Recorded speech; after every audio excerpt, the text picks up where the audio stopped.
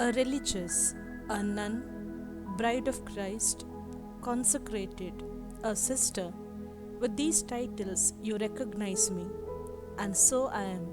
How did you become a sister? What inspired you? And what motivates you to remain joyful and witness Christ? Such questions you most often pose me with. Dear friends, I, Sr Janet Sequeira, an Apostolic Carmelite, am here today precisely to narrate the story of my call and the journey of my response. Modankap, a cradle for vocations, is a village situated in Bantwal Taluk in Dakshina Kannada district, Karnataka.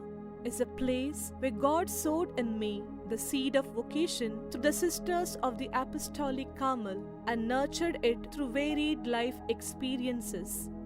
The Lord blessed me with the God-fearing and loving parents. He blessed them with 2 children, a son and a daughter. Being the eldest in the family and my brother being 7 years younger to me, my mother hoped that I will be a strong support to the family as the economic condition was not so good, and I was blessed with varied talents by God's mercy. I was excelling in my studies, but never thought of my future. I attended a summer camp, and at the closure of the camp, Sister Myrtle AC told me, "Janet, you will become a sister." And I never took that word very seriously. And actually, I forgot it very soon. When I was in standard 8th, my father was diagnosed with diabetic, and gangrene had set in his left leg. Doctors told me that 99% we need to amputate his leg, but prayers can perform miracles. And this time, sisters from Carmel Convent, Modankap, stood by me and my family and stormed heaven with prayer. You heard it rightly. My father's surgery was successful, though he doesn't have any sensation in his left leg till today. Dear friends, that was a moment I experienced the power of prayer very tangibly. It was there that I found something different in those sisters who stood by me, guided me to face life, and strengthened me spiritually. From then on, slowly but more often, I tried to spend time in the chapel, conversing with my Lord during the recess. Without the knowledge of my parents, I attended the vocation camps conducted by the Apostolic Carmel Sisters for 5 consecutive years. Actually, my mother was not in my favor of becoming a religious. When I asked her permission after 10th standard, she told me after 2nd PU. And when I finished 2nd PU, she told me after the graduation. When I was in 1st PU, my father lost his business and could not face life. At his brother's request, he went to Calcutta.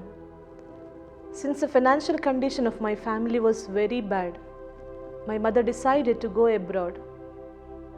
I was very attached to my mother. I could not think of living without her, but when she asked me whether it would be fine with me if she went abroad, I agreed instantly, as I imagined it would be better for me to join the convent after her departure. My mother struggled a lot, but never expressed her difficulties. I found very hard to carry on in life without my mother too, but the thought of becoming a religious kept me going. My brother and I stayed in my grandma's house. My life changed in certain way.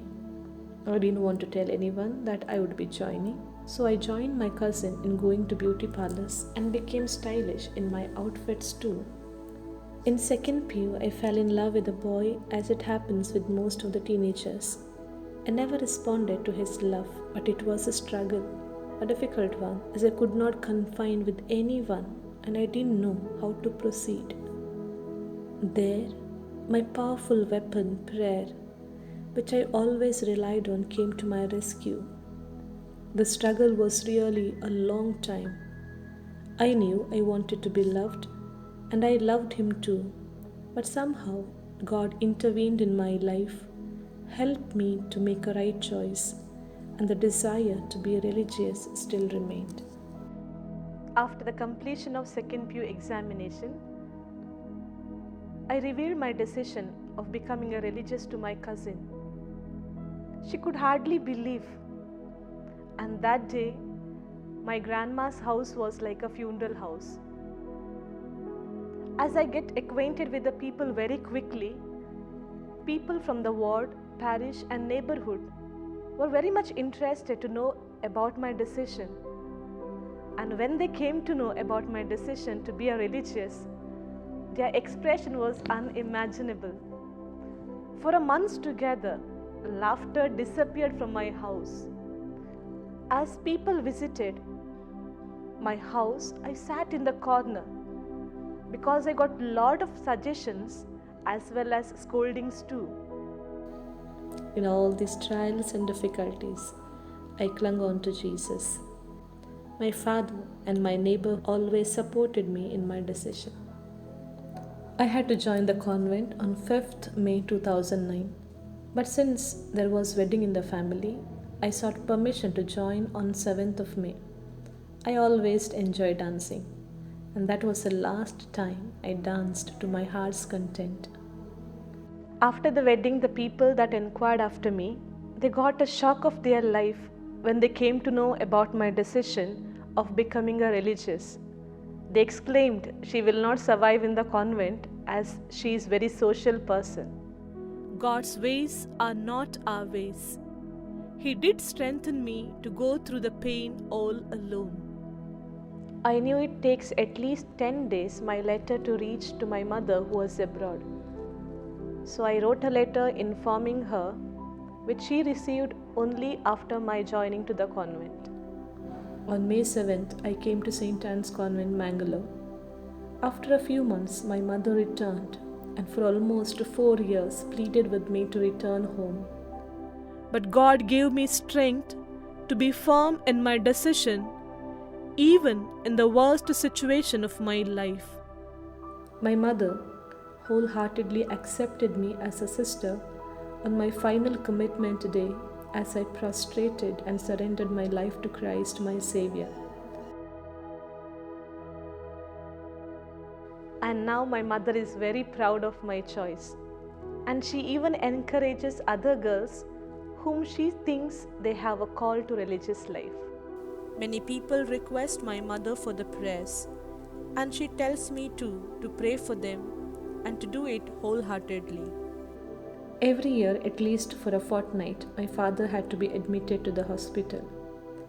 Here I am grateful to my congregation who always accepted not only me, even my family, and helped them in their need.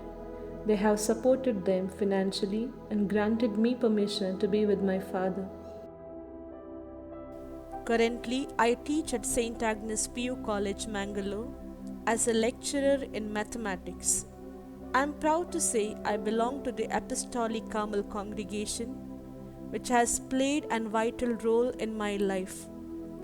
What I am today, I owe it to my congregation. It doesn't mean that my life was a very comfortable one. Whenever my family went through difficulties, I went through tension. I felt somewhere that I did not take the responsibility of my family, being the eldest in the family. And there, my mother played a very important role. She always told me, "Tu engara yon kain kurunkuna, tu kadewa na pela, tia besan tu boreng kanrao, tu jemagne am kaboil zatele." Her statement always boosted my spirit to enhance my relationship with Jesus. My favorite phrase, "in His time," makes me trust in God alone and bow to His holy will. Dear friends, this was my life story. A life lived with satisfaction. I am happy with my choice. Jesus knocks at your door. Be the change the Lord wants you to be. Are you ready to be held by Him who is love?